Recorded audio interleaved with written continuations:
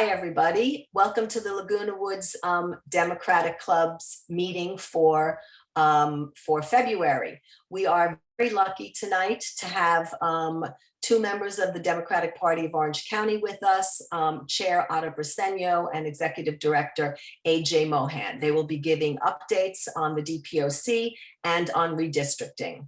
I would like to say thank you to several members of the board who are helping us tonight. Pat Leftwich is doing the recording. Alan Feldman will ask questions. Rebecca Gilad and Alan Feldman will be doing the timing. And now it is my pleasure to introduce both Ada Briceño and AJ Mohan, who will be speaking to us tonight with updates from the DPOC and on redistricting. Ada Briceño is serving her second term as chair of the DPOC. Under her leadership, Democrats took the lead as the largest political party in Orange County, and in 2020 flipped 20 local and 2 state Senate seats and gained a plurality of school board seats. Ada was elected to the Democratic National Committee in 2020 and was one of the Orange County Register's 100 most influential people in 2020, 2019, 2018, and 2014. Ada is the first immigrant to lead the Democratic Party of Orange County. She immigrated to the United States at the age of 6 from Nicaragua. After graduating from high school, she began working as a hotel clerk where she joined her first union and immediately rose through the ranks, becoming the first Latina president of Local 681 at the age of 26. Briceño has dedicated her career to uplifting marginalized voices and currently serves as co-president of Unite Here Local 11 and a vice president of Unite Here International Union. How on earth she can do all that in 24 hours and 7 days a week is beyond me, but she does, and she does it all well. And now to introduce AJ. At 23 years of age, AJ Mohan is the youngest executive director the DPOC has ever had. I know you can't believe that he is that young, and is the contact for political operations, endorsements, candidates and campaigns, and party affairs, including central committee meetings. He's responsible for much of the day-to-day political work done by the DPOC and is LWDC's go-to person for information on local candidates and elections. AJ was one of the OC Register's 125 most influential people in 2021 at the age of 23, okay? And now it is my great pleasure to introduce Ada Briceño and AJ Mohan, who will speak to us tonight. Thank you. Thanks again. I just want to say that speaking with you today makes me feel closer to Linda Nearing. And I just want to take a moment to uplift her name and keep her front and center as we do our work in the party.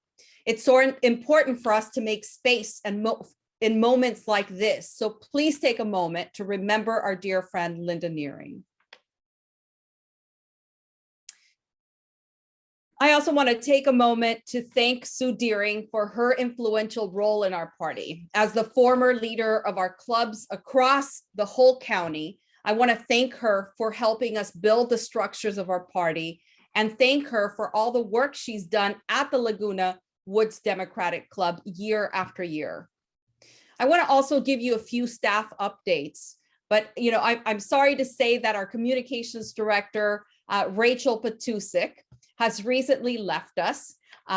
Even though we're sad to see her go, we know that the impact that she left with us has a lasting impression in Orange County. I feel like she was crucial to putting us on the map on simple issues around our values to complicated issues. I feel that we have had our view in the news very often. So we want to wish her the best in her new endeavors. She's with the Democratic National Training Center, helping candidates across our country now and taking the voice of the Democrats of Orange County. And take a minute to say that, Sue, the way I'm able to do all these responsibilities that are so near and dear to my heart is because I have an amazing team that I work with. And frankly, it goes beyond the amazing staff. into, you know, people like yourselves, activists across our county. But I want to take a moment also to thank the staff of the Democratic Party. I'm honored to work with such a talented and incredible team. In my opinion, AJ Mohan and Lindsay Lefebvre are some of the most astute political leaders in Orange County, and I'm proud to be a part of their team. And so today you're going to hear from AJ Mohan, our executive director, and Lindsay has been at your holiday celebration. Both of them are integral to our work and collective efforts to win local seats for Democrats. And I also want to say, you know her very well, but our vice chair, Laura Horgan, who you know has been uplifting the voice of Laguna Woods Democratic Club. And she does it so gracefully and inspires all of us. And so I want to thank her, because the work would not be possible but for people who step up year after year to help us build our values and our, and our party. But we know that the Laguna Woods Democratic Club is one of the finest democratic institutions in Orange County. And I am very impressed of what you've been able to accomplish this year. So I just want to say thank you for building a club with over 450 members, and that you have given the power for us to say to other clubs, this is what you need to strive towards. And even through COVID and how it's interrupted our lives, you have led amazingly. You've had participation and tremendous community engagement. I recently heard about a very successful fundraiser that you had with, and I know that you maxed out with 150 people. 150 people. Because also you understand that the fight against racism starts in your backyard. Your club has acted and has hosted Stop the Hate rallies monthly. And that's, I know what it goes into one particular rally. I've organized alongside with, hundreds of activists. And so I know what it takes, and I want to thank you. And we saw, again, our Linda Nearing being honored at our gala in 2021, as well as the Legacy Award for the Orange County Young Democrats. And I just want to say that it continues to put Laguna Woods Democratic Club front and center.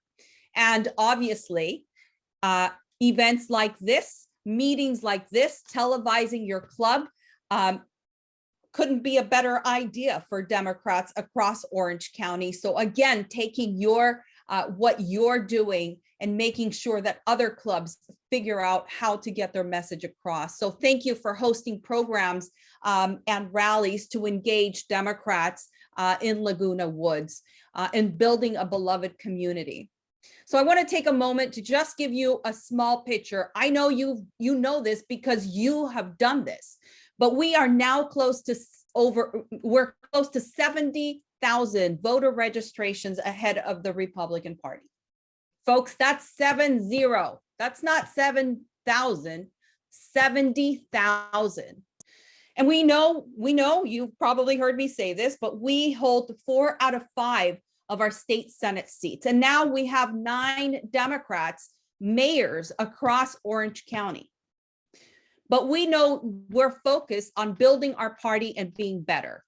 And what we have not been very successful at yet, and I'm saying the collective we, is by building our fundraising structure.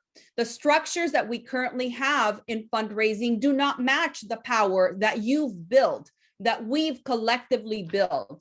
So we know we have to help our candidates and activists across Orange County. We know that we've got to get boots on the ground, but we also need folks to understand that it doesn't only take feet to make those changes, it also takes dollars. So you should know that since Rachel is gone, we are going to make an investment in finding the best consultant possible so we can build our infrastructure. We know that we have a reputation that people are watching us across our nation, and we're going to be astute about making sure that we build the structures that go along with all the work that you have been doing, growing our national profile, speaking to large donors. And I want to thank Laguna Woods Democratic club, because you have been one of the few clubs that has been a spectacular example. You put your money where your mouth is. You know what it takes in order for us to build our structure. And so I want to enlist you to help me get other clubs and other Democratic leaders to feel the same way as you. So I'm on a mission this year. We're going to find great candidates and we're going to get them, but we also have to build every portion of our structure. So we know that we've got to act together, that we cannot leave any piece of power on the table, that we've got to use every tool that's available to us.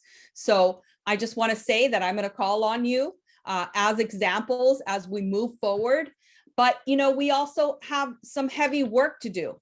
We know that 450 and it's an extraordinary number. And I also want to hear what your goal is as we're moving into 2022 to get into this particular election.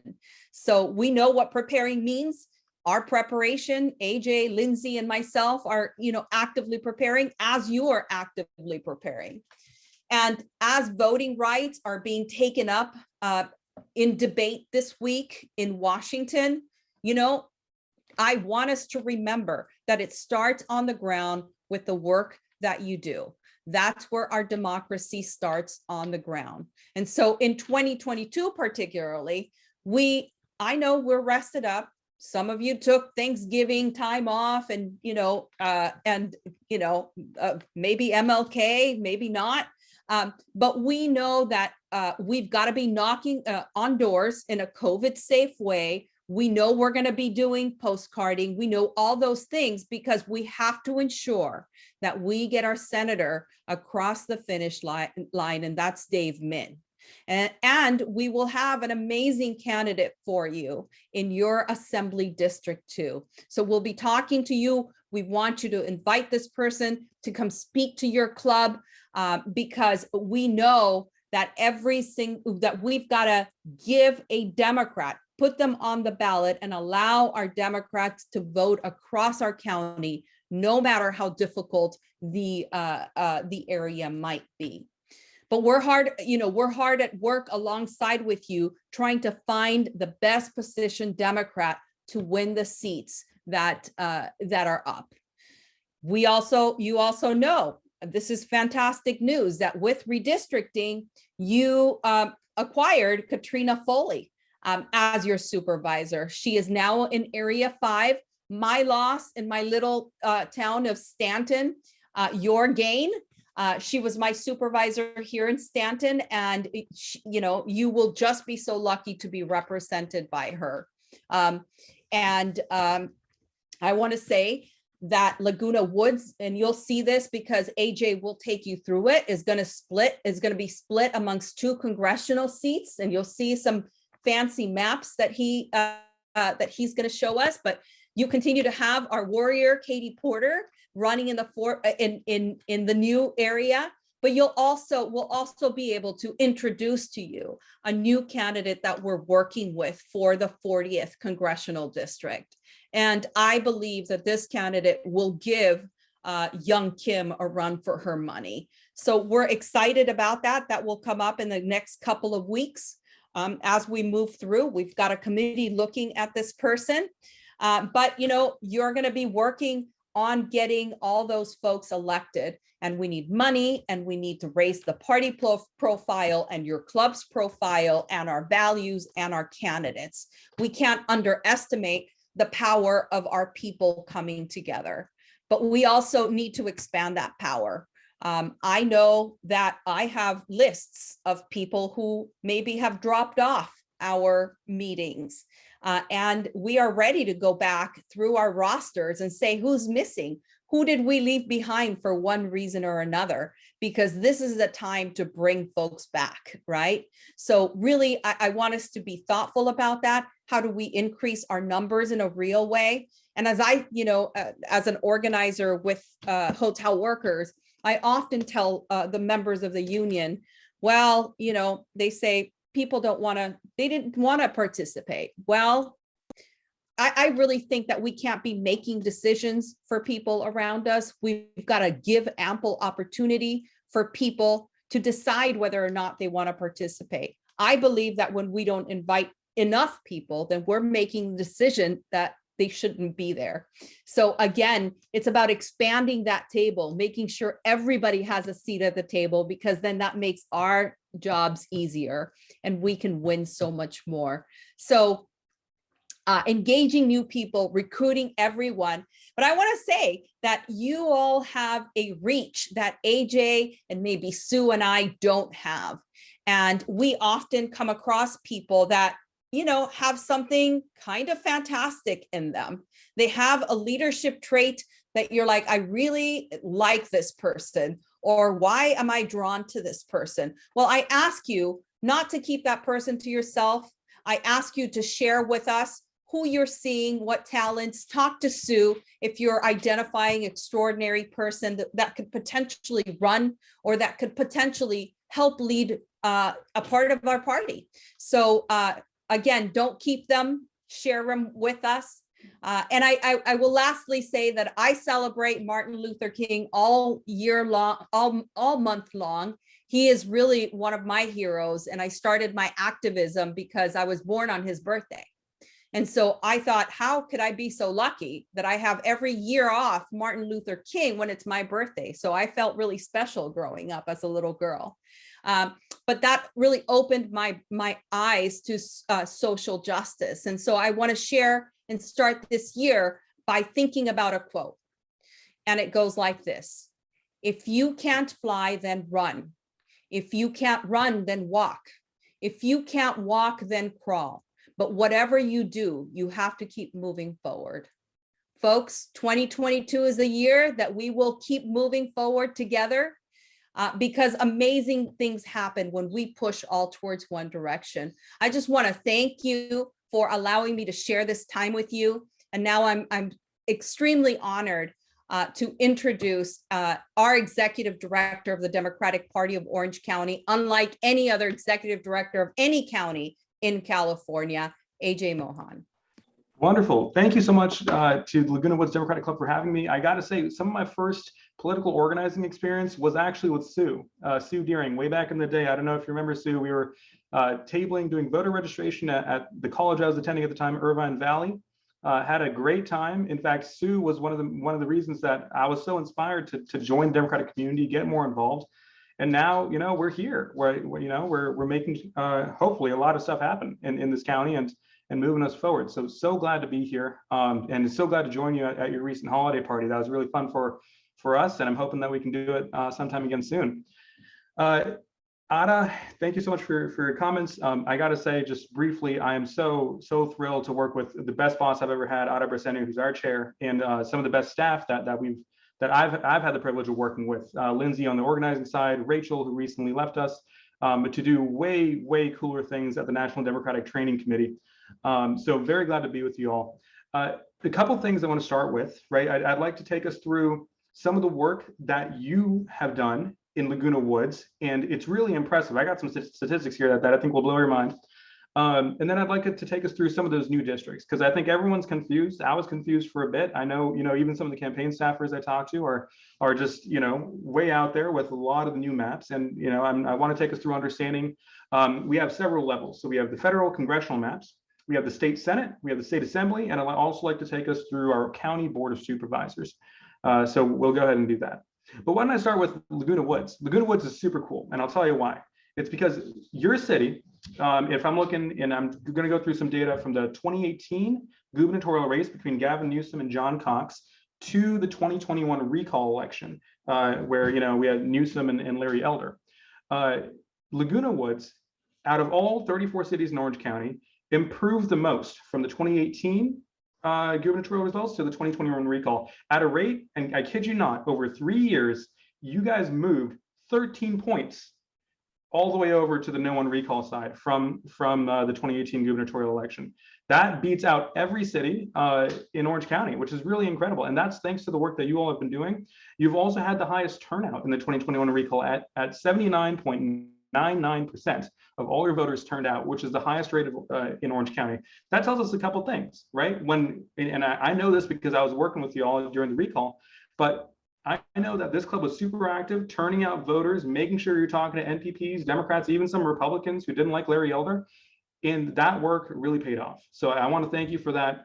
Orange County itself moved over 3 points to the left between the 2018 gubernatorial and the 2021 recall. And Laguna Woods was a huge part of that. It was 13% in your city. So really great overperformance. And I can't thank you enough. In the last 3 years, it's not just been results. It's also been voter registration, right? Part of the reason that we're at almost 70,000 registrations over the GOP is because almost every city in Orange County has moved to the left in voter registration. So now in the last 3 years between the 2018 gubernatorial and the 2021 recall, Laguna Woods now has a 5% increase in plurality over Republicans. So you'll improve 5% in 3 years. Again, overperforming based on the county, which is really incredible. It's a true testament to what local Democratic clubs can do. One other statistic, which I find really interesting, is looking at the overperformance between the number of registered voters and the results in the 2021 recall election. So what we find interesting, and this is just to kind of analyze where our no party preference or voters are at, right, is that Laguna Woods had an 11.2% overperformance. So that means the number of registered Democrats compared to the number of registered Republicans versus the 2021 recall results had an 11.2% overperformance, which is really incredible. And I got to say, almost the best in Orange County. I'll say the second best. Only my city of Irvine was 0.05% better than that at 11.27 over 11.22. So, you know, I'm looking forward to some healthy competition here. But regardless, huge gains in Laguna Woods. And frankly, that means, and Laguna Woods is also the epicenter of a lot of our competitive congressional, state Senate, state assembly seats. And I'll go over that in a second. We need the kind of activism that we saw in the 2021 recall in the last 3 years to continue to make sure Orange County's progress stays strong. We cannot stall just because we've had so many amazing gains, flipping 20 local seats, making sure that all that happens. Before I show the maps, I also want to say it's because of investments from clubs like Laguna Woods. It's because of investments from your individuals that enabled my team to start to not only track the data, but to train candidates, to support candidates with resources, to connect them with the right people, to make sure that we're actually deploying data and resources in the right way, to coordinate with our federal, state, and local partners. All of that work can happen because of investments from the Laguna Woods Democratic Club. So I have to say thank you for keeping me on the payroll, but also for keeping Democrats moving forward. That's what our team does, and we're really excited to continue serving. Okay, let's look at some maps. Let's see here. Give me a moment. All right, so we're going to start off with congressional. I feel like everyone's pretty obsessed, and not for a bad reason, on the congressional side, because we have to keep our majority in Congress. It's going to be very tough in a year where we have a Democratic president and it's a midterm. It's what we call the midterm effect, right? So let's go ahead and show what we have here in Orange County. Orange County is still going to be the epicenter and a battleground of a lot of these congressional maps. Now, Sue, I'm just going to ask you briefly, is everyone able to see the screen okay? Yes, we can see the screen. Okay, fantastic. So Orange County obviously got hugely reconfigured for the 2022 cycle and for the next decade. We're looking at a really new map for a lot of us. So I'll go through all the districts real quick. Up in the top left corner here, just barely in Orange County, we have the city of La Habra in Congressional District 38. That's represented by Linda Sanchez. Representative Sanchez is going to be running for re-election. We definitely expect her to win. And she has 3 challengers actually in a really deeply Democratic district where she's already represented a lot of the voters. So we're hoping Representative Sanchez is good to go there in a deeply blue district. That brings us to the tough district in Orange County, Congressional District 40, and you can see that here. I'm going to zoom in a bit. It covers all of inland Orange County. It goes all the way from a little bit of Brea and Yorba Linda, all the way down to Coto de Caza, the unincorporated community, Rancho Santa Margarita, and of course Laguna Woods, at least most of it. So in this district, we have the fortunate we have the fortunate problem of having 2 GOP candidates that are running for this. Of course, incumbent Young Kim, who represented just a little bit of the district last cycle, and also Greg Ratz, who's a Mission Viejo council member. And frankly, I remember In 2014, when I first started volunteering for the Democratic Party, I remember him running for Congress way back when. So, you know, he's gonna have some name recognition, which is one of the main factors we look at in determining how likely a candidate is to succeed. So we're looking forward to the GOP kind of eating each other in this primary and having a great time there. Ada was kind enough to mention that we do have a Democratic candidate who's going to be announcing in CD40. Definitely looking forward to supporting them in their journey. But of course, they're not quite announced yet, so we'll wait for that candidate to go out and get public. The reason CD40 is tough, and when we finally get to the general election, it will be tough, is because, you'll notice this map is sometimes colored blue, sometimes colored red, but this district is not particularly blue, right? So these map colors show us the 2018 gubernatorial results, which we expect to be a very good indicator of congressional and state Senate and state assembly results in 2022 with the midterm effect. And the reason that is because gubernatorial results in 2018 were about 3 points behind where the county voted in 2021 for the recall. But because the county's also been changing so much in demographics and voter registration and even people's voting patterns all the way to the left, we feel like that will balance out with the midterm effect. So 2018 gubernatorial results are about where we land on the likelihood of Democrats winning in certain areas. Now, in the 2018 gubernatorial race, Congressional District 40 voted for John Cox at 55.8% to Gavin Newsom's 44.2%. That is an astonishing 11-point performance or 11-point majority for Republican candidates. Now, this district is interesting because it also swung all the way over in 2020 in the presidential election to Biden +1.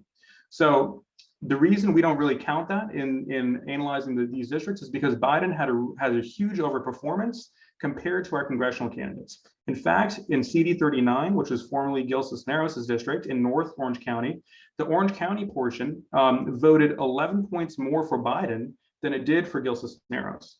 So we have to be cognizant of in Orange County specifically, there's a huge phenomenon of ticket splitting. So the presidential results are not a good indicator, and we tend to look at lower offices for those indicators.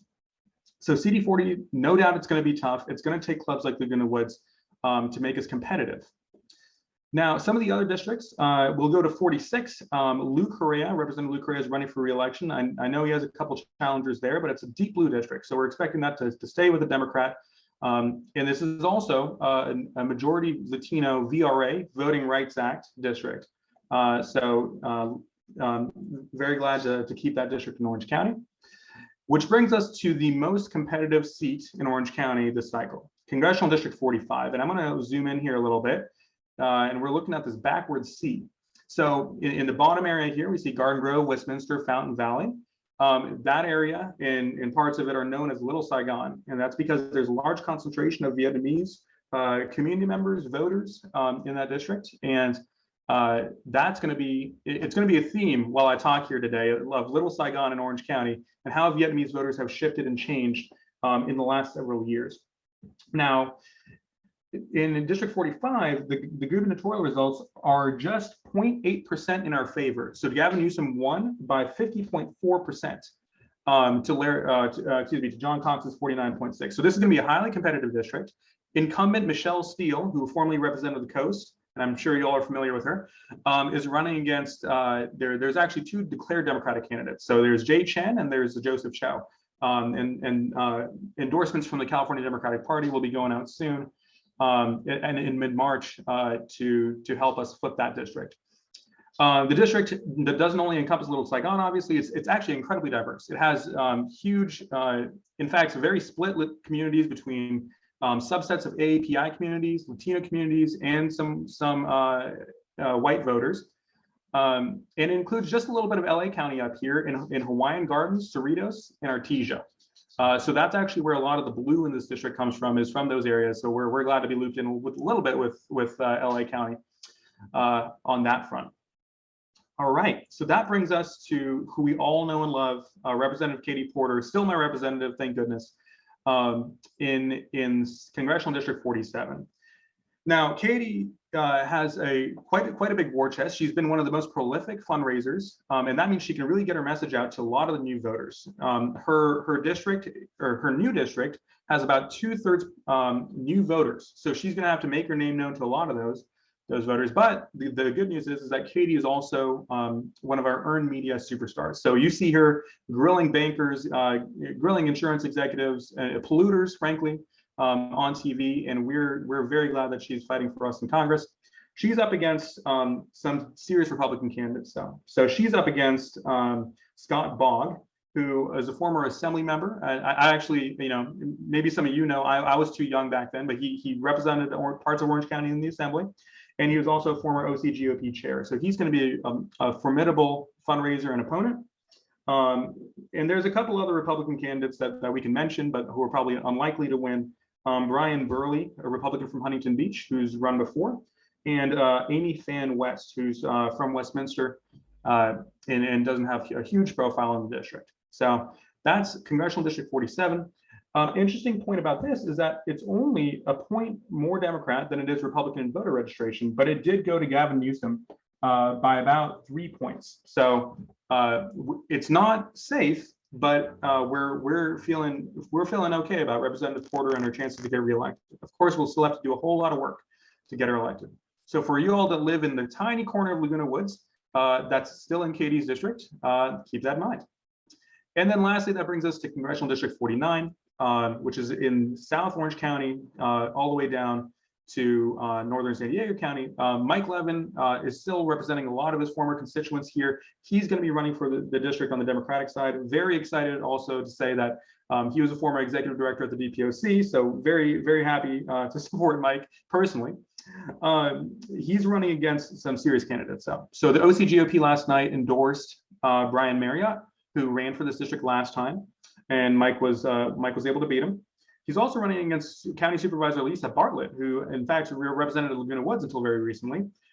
Bartlett's going to be a tough opponent because she's endorsed by Larry Elder, who we all have, I think, thoughts about after recent events. And then, of course, we're concerned about the third Republican candidate, Christopher Rodriguez, over in Oceanside. It's rumored that Rodriguez is supported by Speaker Kevin McCarthy, or those words should not leave my mouth.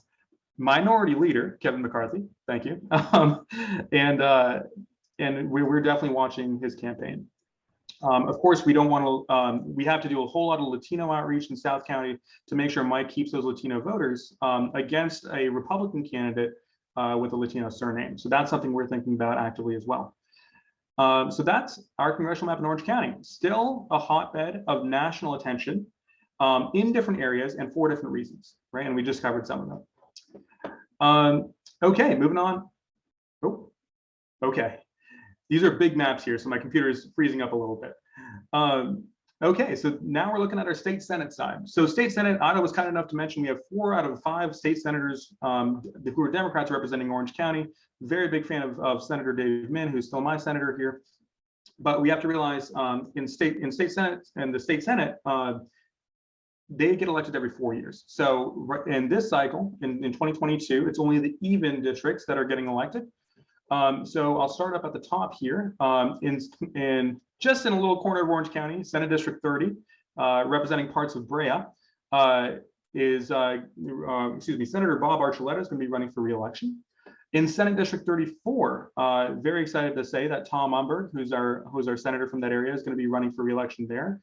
One of our champions in the state Senate in a very blue district this time around. It is also a Latino VRA district. That means Latinos make up over 50% of the citizen voting age population, which brings us to Senate District 36. Now, Senate District 36 doesn't go into Laguna Woods not quite into Laguna Woods, but it does represent all of coastal Orange County, which is really significant.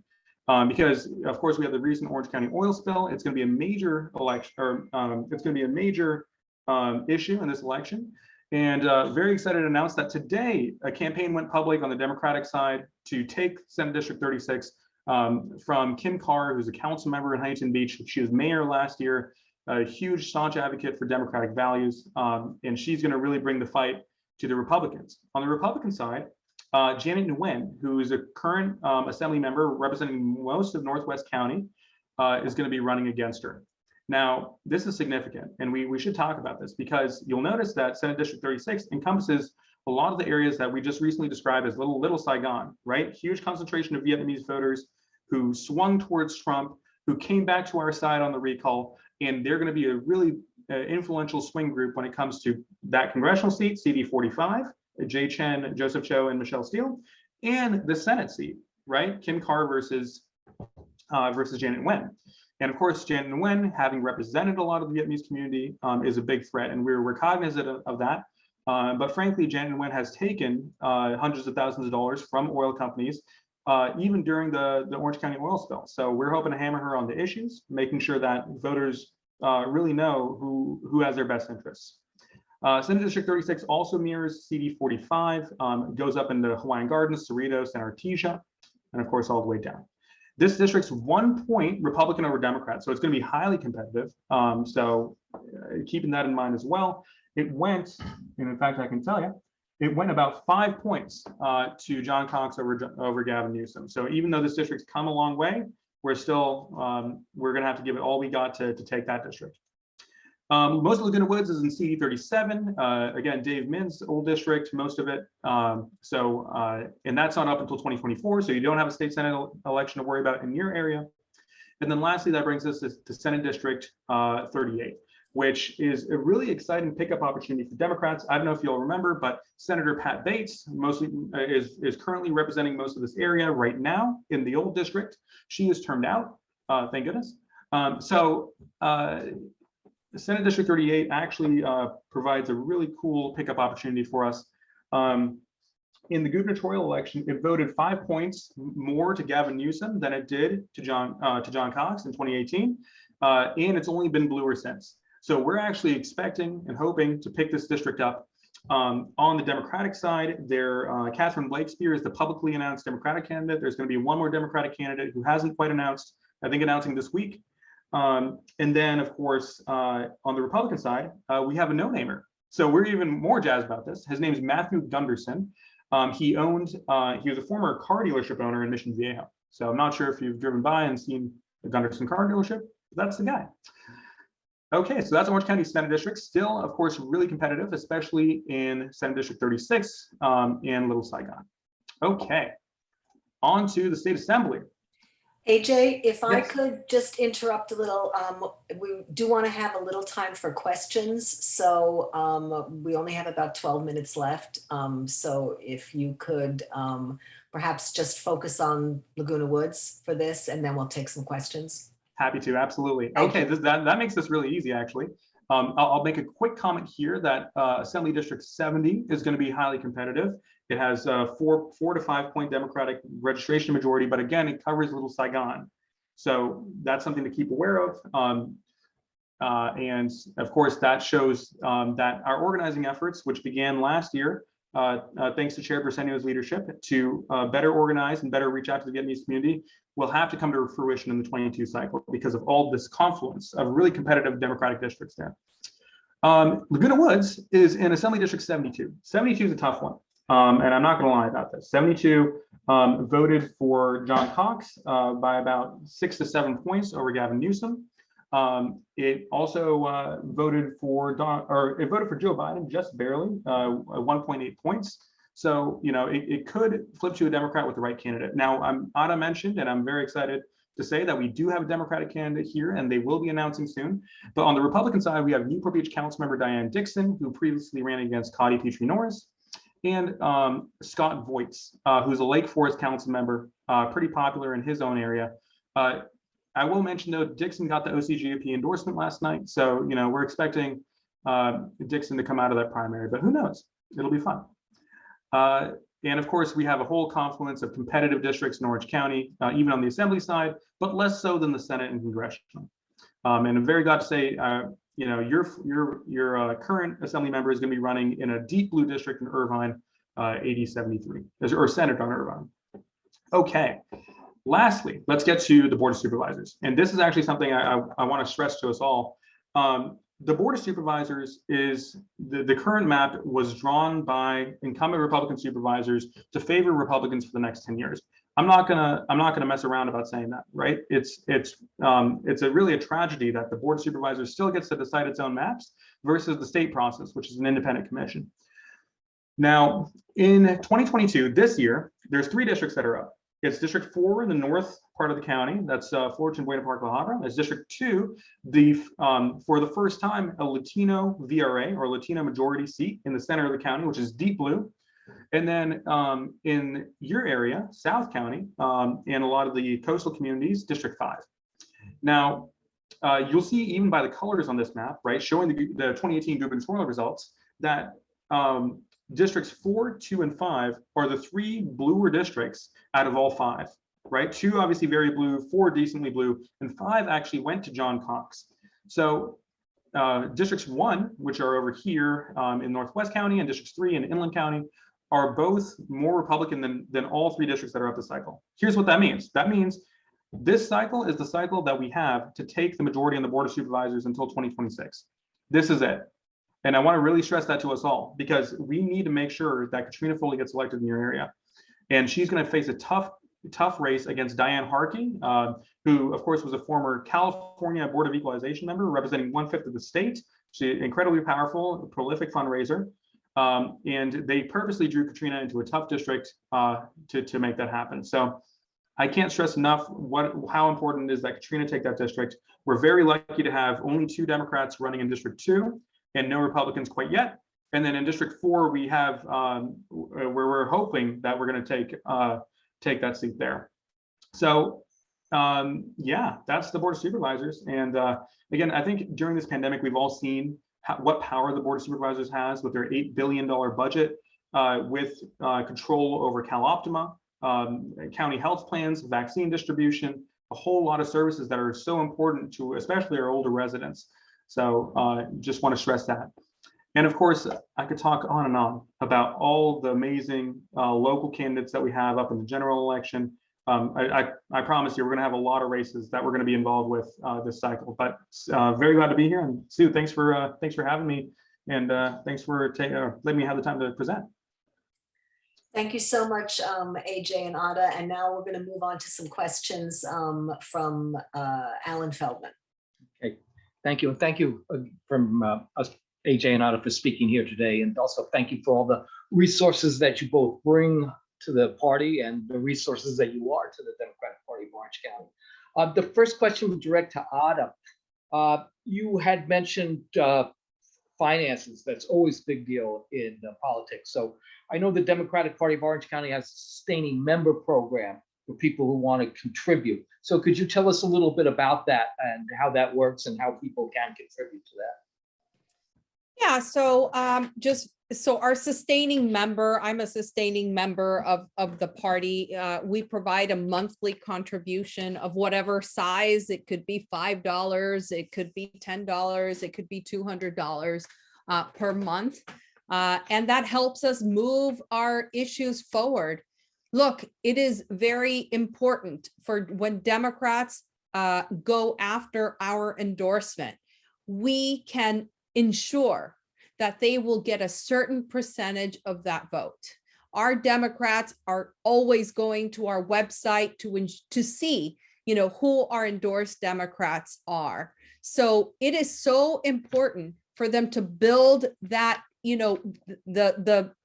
the base that's going to allow us to get our endorsements far and wide. And many of you know, we are the internal folks. We know Katie, we know them all. We know where, how they speak. We know everything about them, but most of our voters don't. And so it is inundating them with information to make the names of our Democrats stick. And every time we get resources in the party, we will put into, especially in election year, we will put into the staff, and the staff will create text to go out into the districts. They will create flyers to be taken, to be mailed into the district. so we can get our Democrats to understand who they have to vote for. So please, please, please, if you can become a sustaining member, we would appreciate it. Thank you. And I'll direct this next one to AJ. You both mentioned the gains that the Democratic Party has made in this area over the last couple of years. So my question, again, directed to AJ, is Donald Trump has been one of our great recruiters for Democrats. When he fades away, if he fades away, do you think that these gains are sustainable? Are they things that we can really build on? Or do you fear that the county will go back to not where it was years ago, but where it was a couple of years ago? Great question, Alan. And I'm so sorry. I got a. Okay, wonderful. Great question, Alan. And actually, I was wondering the same thing in November 2020, right? We had done so well in the 2020 election that I thought, hey, you know what, this is probably the best we can do for a while. But I think that's why, you know, we took very seriously tracking a lot of the data from the 2021 recall to see if the post-Donald Trump era was sustainable. And frankly, it is. And I can tell you why. It's because not only did the county move 3 points to the left in voting for the gubernatorial recall, and that was a very nationalized election, but also the county moved 4.67% between those two elections in voter registration towards our side. So I think, and I know, the change is not only sustainable on how people vote, but also on the voter registration side. Now, it's not going to be, I think, as big as it was, you know, in 2016 when Trump first got elected, and you know, we were all remotivated to go into Democratic activism. But these gains are here to stay. I'll also say a quick thing about our Democratic community, because our Democratic community and our electeds numbers have grown exponentially in the last several cycles. That actually creates a stronger base for our community members to look to and to organize our communities back down. So we're definitely cognizant of that factor as well. Alan, can I add something to that? Certainly. I would just like to say that if and when, and I think the question is more when, there is an attack on Roe versus Wade, we're going to see our base grow. Because it's unfortunate that there are a lot of women that don't know that it's under attack. They're not listening to the news. They're not into it as much as we are. And unfortunately, when we lose something, then we wake up, right? So we will see our base grow. And I would say not only in Orange County, across our nation. And it's an unfortunate way to grow, but it is, it is something that will happen. And the Republicans are going to be very careful about that as to the timing of that, because it will be a big thing for them. Okay, yeah, that's the sure. We're running short on time. This might be the last question. I'm not sure. Let's see how long the answer goes. But it's reaching out to minority groups here in Orange County. What is the party doing? It seems that nobody's a monolith, but Asian voters seem to go one way and then the other. And there's been talk anyway of Hispanic voters leaning because of their social conservatism for the Republicans. So what methods, either one of you can take this or both of you, what methods is the Democratic Party doing in Orange County to outreach and get these people firmly in the Democratic Party? I'd like to start with that. So we have each election cycle, I feel like we go further and further into our communities. For example, in the city of Santana, we had a very robust campaign where we did radio for the first time ever into our Latino community.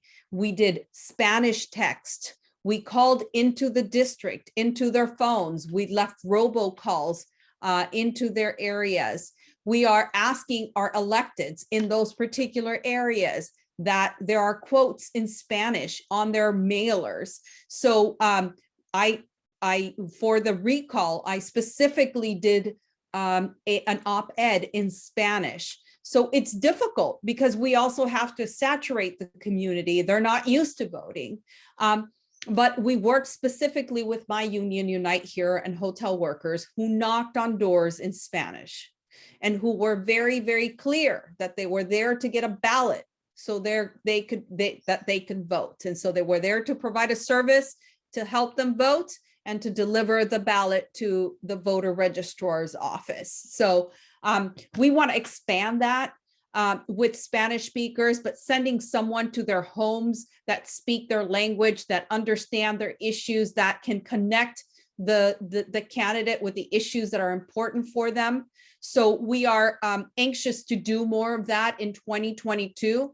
But frankly, it's an education of a whole community that we've, as far as the Latino community, that we've got to engage. And I know AJ has more.